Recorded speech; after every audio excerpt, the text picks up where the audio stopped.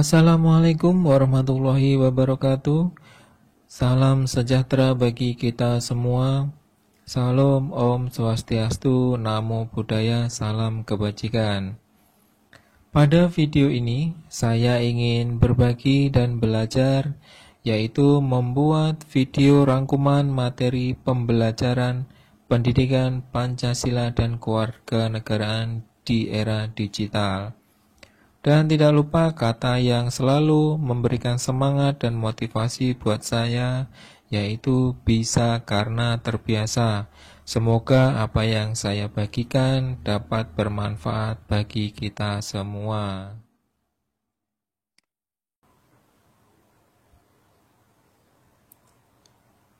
Pada peta materi kali ini kita membahas mengenai ancaman terhadap negara dan upaya penyelesaiannya dalam Bingkai Bhinneka Tunggal Ika.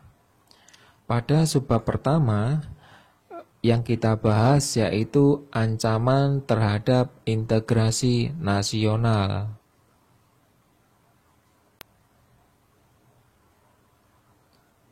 Pada subbab pertama ada ancaman terhadap integrasi nasional.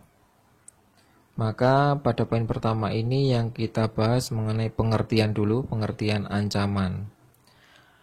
Menurut Undang-Undang Nomor 3 Tahun 2002 tentang Pertahanan Negara, yaitu ancaman adalah setiap usaha dan kegiatan baik dalam negeri maupun luar negeri yang dinilai membahayakan kedaulatan negara, keutuhan wilayah negara, dan keselamatan segenap bangsa.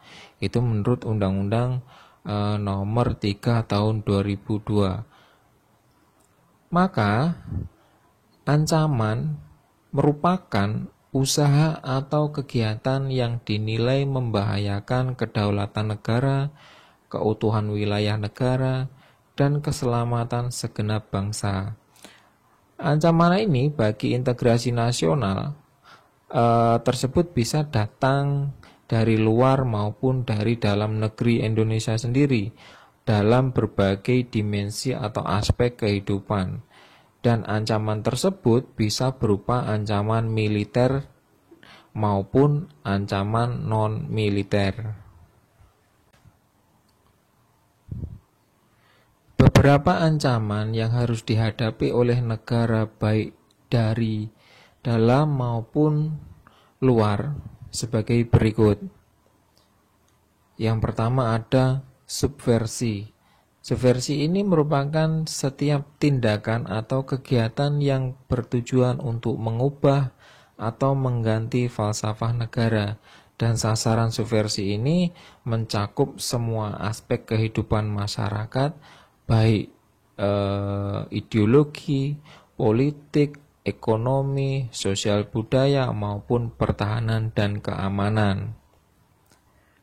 Dan yang kedua yaitu ada infiltrasi. Infiltrasi adalah kegiatan penyusupan perorangan atau kelompok orang melalui celah atau kelemahan dalam wilayah untuk mengacaukan kekuatan lawan sebagai tindakan titik awal untuk penguasaan wilayah lawan.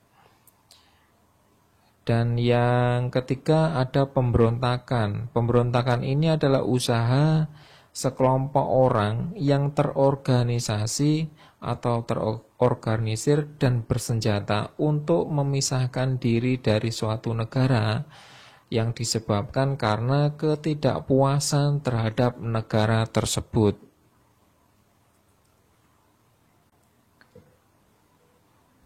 Selanjutnya ada intervensi. Nah, intervensi ini adalah campur tangan bangsa lain terhadap urusan dalam negeri suatu negara, biasanya dilakukan untuk mematangkan situasi dalam rangka memudahkan proses penggulingan pemerintahan yang sah.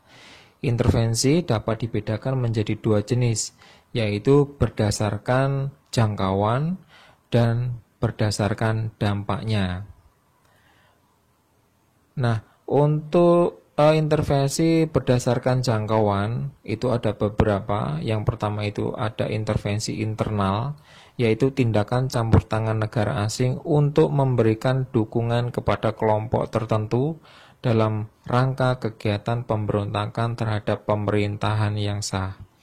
Nah, yang kedua intervensi eksternal, yaitu tindakan campur tangan negara asing atas perang yang sedang terjadi antar dua negara, di mana tujuannya adalah untuk mendamaikan tanpa membela salah satu. Dan yang ketiga itu ada intervensi represial, yaitu tindakan campur tangan yang dilakukan suatu negara dengan tujuan untuk membalas kerugian yang diderita negara lain dengan menimbulkan kerugian. Yang kedua, intervensi berdasarkan dampaknya. Ada 2 poin. Yang pertama, intervensi positif, yaitu bentuk campur tangan dari negara asing atau lembaga dunia di mana tujuannya untuk menegakkan keadilan. Dan yang kedua, intervensi negatif, yaitu tindakan campur tangan negara asing yang tujuannya untuk mendapatkan atau memanfaatkan berbagai produk yang ada di suatu negara tersebut. Dan selanjutnya ada invasi. Invasi ini adalah kegiatan serangan bersenjata terhadap wilayah suatu negara dengan tujuan untuk menguasai wilayah negara tersebut. Invasi akan dilakukan apabila subversi dan infiltrasi ke wilayah suatu negara telah berhasil, sehingga muncul kekacauan di wilayah negara sasaran. Nah, berdasarkan uraian di atas, dapat kita simpulkan bahwa ancaman adalah setiap usaha dan kegiatan baik dari dalam negeri maupun dari luar negeri yang dinilai membahayakan kedaulatan negara, keutuhan wilayah, dan keselamatan segenap bangsa. Selanjutnya ada ancaman militer. Ancaman militer adalah ancaman yang menggunakan kekuatan bersenjata dan terorganisir dan dinilai memiliki kemampuan yang dapat membahayakan kedaulatan negara, keutuhan wilayah, dan keselamatan segenap bangsa apabila tidak segera ditangani. Adapun bentuk-bentuk dari ancaman militer sebagai berikut. Yang pertama ada agresi. Agresi ini berupa penggunaan kekuatan bersenjata oleh negara lain terhadap suatu negara yang dapat membahayakan kedaulatan dan keutuhan wilayah. Agresi dapat dilakukan dalam bentuk dan cara sebagai berikut. Yang pertama di situ ada bombardemen berupa penggunaan senjata bom melalui udara, blokade terhadap pelabuhan, pantai, wilayah udara, serta pengiriman kelompok bersenjata untuk melakukan tindak kekerasan. Selanjutnya ada ancaman non-militer.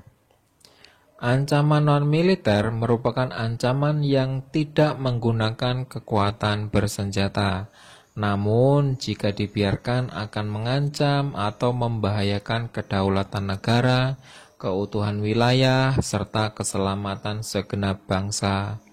Adapun bentuk-bentuk dari ancaman non-militer yaitu sebagai berikut. Yang pertama itu ada perdagangan dan penyalahgunaan narkoba atau obat-obat terlarang.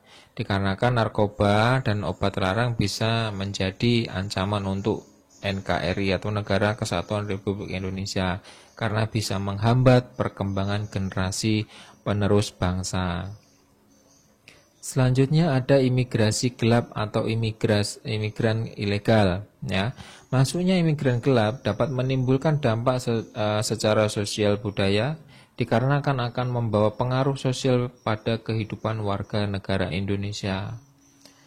Selanjutnya ada pencurian sumber daya alam. Nah, sumber daya alam yang melimpah di negara kita serta kondisi wilayah kepulauan Indonesia telah menjadi sasaran pencurian sumber daya alam oleh pihak asing.